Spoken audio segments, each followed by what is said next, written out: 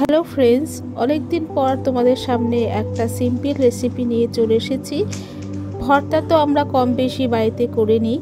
আজকে আমি তোমাদেরকে একটা সিম্পল ওল ভর্তার রেসিপি শেয়ার করব, যেটা তোমাদের আশা করি ভালো লাগবে। তো চলো দেরি না করে রেসিপিটা শুরু করি।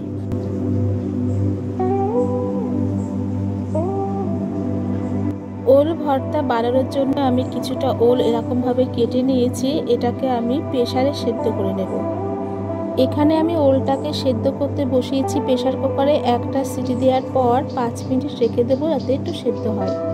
প্রেসার কুকার যতক্ষণ না খুলছে সেই ফাঁকে একটু সর্ষে বেটে নেব। তার জন্য অল্প করে কালো সর্ষে নিয়েছি আর একটু নুন আর কাঁচা লঙ্কা দিয়ে বেটে নেব।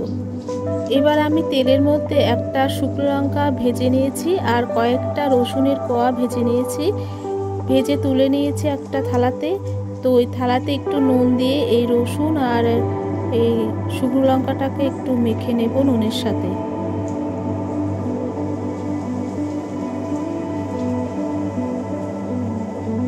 এবার এই ওলগুলো আমি একই থালাতে তুলে নিয়েছিলাম সঙ্গে সঙ্গে জল থেকে। তো এইগুলো আমি মেখে নিচ্ছি। ওল সেদ্ধ হওয়ার পর, সেদ্ধ করার পরে সঙ্গে সঙ্গে জল থেকে তুলে নেবে, না হলে কিন্তু বেশি নরম হয়ে যাবে। আর আমার সেদ্ধটা একদমই পারফেক্ট হয়েছে। ভাতের মধ্যে কখনোই ওল সেদ্ধ করা ঠিক না, কারণ ভাতের রঙটাও কালো হয়ে যায় আর ভালোভাবে সেদ্ধ হয় না। তো আমি দেখো মেখে নিয়েছি ভালো করে। যদি তোমরা নিরামিষ খেতে চাও তাহলে এই রসুনটা টোটালি স্কিপ করতে পারো।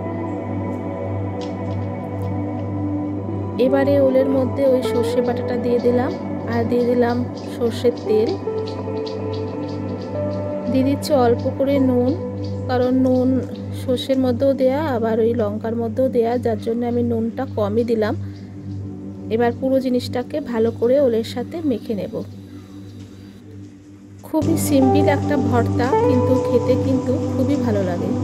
তো ভর্তার রেসিপি আমাদের একদম রেডি হয়ে গেছে। দেখো আমি কত সুন্দরভাবে মেখে নিয়েছি। ভর্তা আমি একটা পাত্রে তুলে নিয়েছি, উপর থেকে একটা কাঁচা লঙ্কা দিয়েছি আর কাঁচা সর্ষের তেল গার্নিশ করে দিচ্ছি উপর থেকে।